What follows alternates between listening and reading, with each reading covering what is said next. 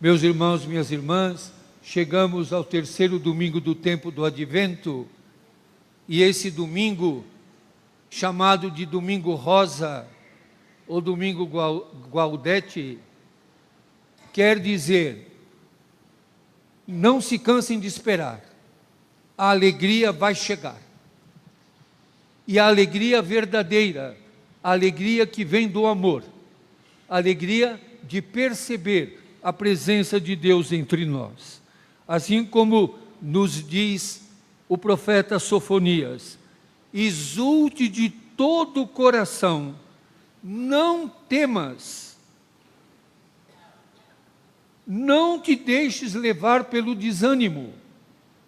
Existem muitas coisas que podem nos desanimar: o ódio, a vingança, a desconfiança, a malquerença. Não desanimem. E por que não vamos desanimar? Porque o teu Deus está no meio de ti. Eu insisti tanto com isso. Deus está no meio de nós. Aliás, nós respondemos na missa a isso quantas vezes? O Senhor esteja convosco. No meio de nós, não acima de nós, no meio de nós. A gente insiste tanto com isso, e está na Bíblia, é a palavra de Deus. O Senhor teu Deus está no meio de ti, caminha conosco, e Ele é um valente guerreiro, que te salva, e que exulta de alegria por ti. Nós, quando ouvimos a palavra de Deus, não é para entrar por um ouvido e sair pelo outro. É para ficar em nós. E para termos essa alegria. Nós não somos bobos alegres. Não sabemos o porquê da alegria. Nós sabemos, porque Deus está no meio de nós. Do lado dos fracos, dos pequenos, dos esquecidos, para nos defender, para lutar ao nosso lado, não nos abandona nunca. E como nos diz Paulo na carta aos Filipenses, essa paz que ultrapassa todo entendimento. A alegria de quem segue Jesus não tem uma explicação lógica, ultrapassa todo entendimento. Muitas vezes, algumas pessoas me perguntam: como é que você encontra força para continuar? Como é que você não desiste? Estava pensando isso essa semana. Agora em abril vou fazer 40 anos de ordenação. Há 40 anos, Dom Luciano Mendes de Almeida me ordenou padre. Como é que você não desanima? Outro dia foi interessante que o próprio Drauzio Varela, numa roda de conversa que foi apresentada, falou para mim: por que você não deixa de ser padre? Você pode continuar fazendo as coisas, mesmo não sendo padre. Aí eu falei: Drauzio, pelo mesmo motivo que você não deixa o CRM. Porque você podia deixar o Conselho Regional de Medicina e continuar, aliás, não vai poder continuar clinicando. Quem sem o CRM não pode. Então, a gente tem que ter a clareza dos limites, das possibilidades e das impossibilidades. E a grande possibilidade é a possibilidade amorosa de Deus que caminha conosco. E de um amor que supera todo entendimento. O Evangelho de hoje é de uma clareza meridiana, para nos orientar, para nós sabermos para que lado nós estamos caminhando e de que lado nós estamos. Não tem jeito de ficar em cima do muro. Num mundo conflitivo, desigual como o nosso, nós temos que saber de que lado nós estamos. E todos perguntavam para o João: o que devemos fazer? o que é interessante é que João não dá nenhuma resposta religiosa, nenhuma resposta ligada ao culto, mesmo porque o João, vocês sabem de quem que o João era filho, não é? Da Isabel e do Zacarias. E o Zacarias era um sacerdote, e pela lógica, o João deveria de seguir o mesmo caminho do pai. E o João não foi no templo, foi no deserto. O João não era sacerdote, era um profeta, no meio dos pobres. E quando todos vão lá e falam para o João, o que nós devemos fazer? E eu fico pensando no João Batista aqui em São Paulo. O Herodes mandou cortar a cabeça do João. O João aqui não ia durar muito, né, irmã?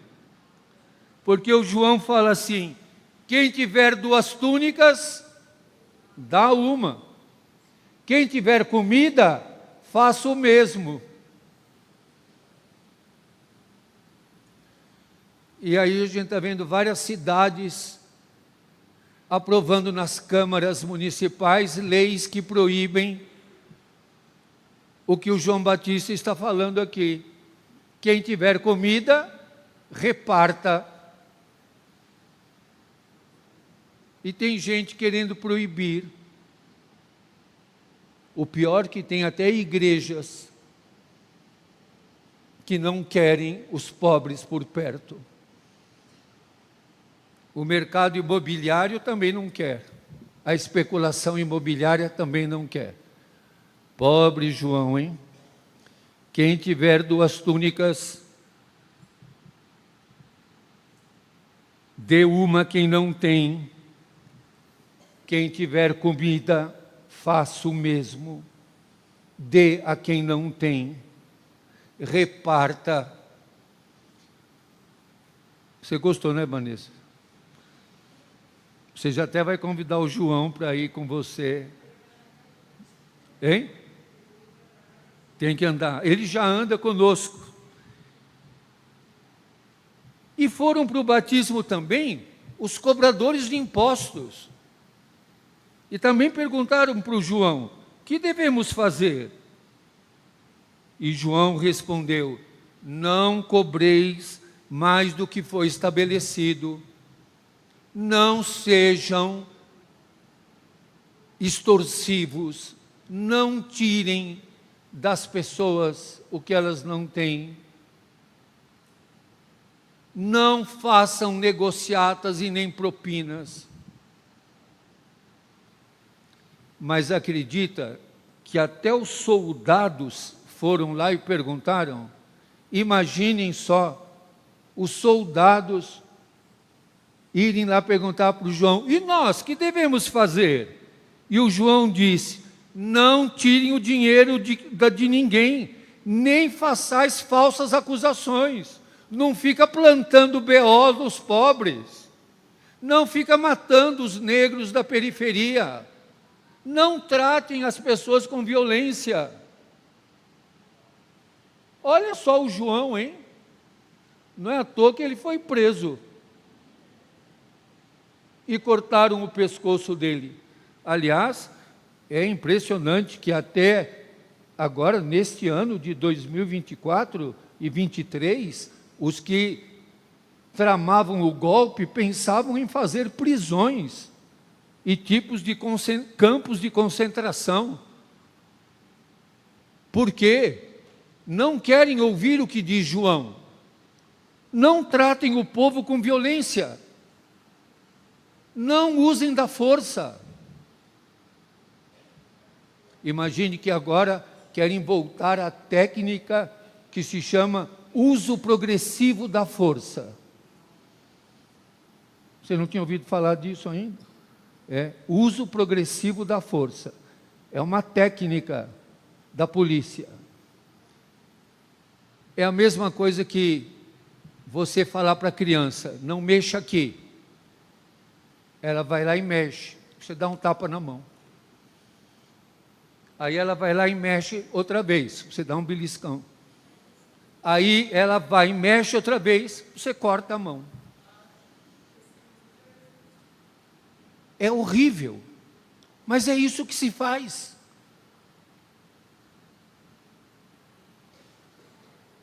Nós vamos aceitando e banalizando a violência. E nenhuma violência começa grande, todas começam pequenas e vão crescendo. É na palavra, no sentimento, no ódio, depois chega no gesto, na atitude. Por isso a mudança tem que ser do sentimento, de não ofender, de não tratar com agressividade e violência. E o povo que estava na expectativa, achando que o João era o Messias, aquele que iria restabelecer o poder do reinado de Israel, ele vai dizer: eu batizo com água, com elemento externo, mas vai vir quem batiza com o Espírito. E o João acrescentou, porque o João ainda é profeta, o último dos profetas, ainda com o pensamento ligado na primeira aliança. Ele diz, com Espírito Santo e fogo. Jesus depois vai falar só do Espírito Santo, não do fogo. Porque Jesus não quer castigar ninguém.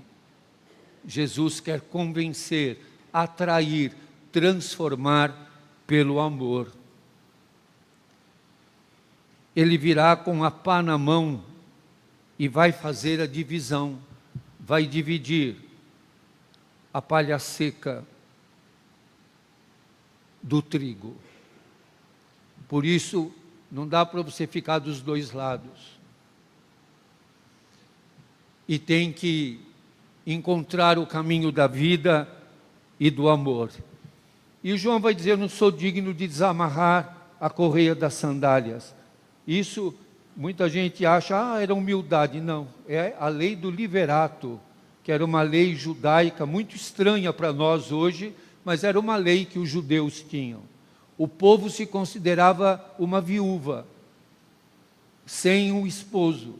E segundo a lei judaica, se a mulher ficasse viúva sem ter descendentes, o cunhado, que é levir, teria direito de ficar com essa mulher para que ela tivesse um filho e colocaria o nome do pai para manter a descendência. Hoje é difícil da gente compreender uma legislação como essa, mas era essa legislação desse tempo, era a legislação judaica. Por isso João vai dizer, não sou eu o esposo, e não sou eu que vou fecundar esse povo para que viva o amor. Virá outro, que é mais forte do que eu. E a força de Jesus não é a força da vingança, da violência e do castigo. É a ternura, a bondade do amor, que alegra o coração. O que alegra o coração? A bondade ou a violência? É a bondade.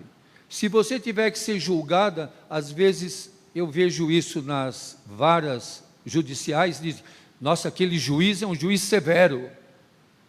E outro diz, não, aquele juiz ele é tão compreensivo, condescendente. Qual juiz que você prefere? Se você puder escolher, você vai preferir qual? O que é compreensivo, condescendente, o que é capaz de entender, e não aquele que vai pela força e que impõe. Por isso nós somos chamados, neste terceiro domingo do Advento, a ter esperança, a não ter medo, a ter coragem, a responder esses questionamentos. O que devemos fazer? João aponta caminhos éticos, não aponta caminhos religiosos. Aponta caminhos de sermos mais humanizados, mais humanos, de não tratarmos as pessoas segundo nossos juízos e segundo nossa maneira de ver. Sempre perceber que o outro tem uma outra maneira de ver. E de que ser humano é entender, não é um relativismo, É um humanismo, é a capacidade de não tratar o outro como número, como uma história fichada. Outro dia um morador de rua disse para mim, eu aqui no CAPS, se eu chegar lá e falar meu nome, ninguém sabe quem eu sou. Mas se eu falar eu sou o 73, eles na hora acham minha ficha.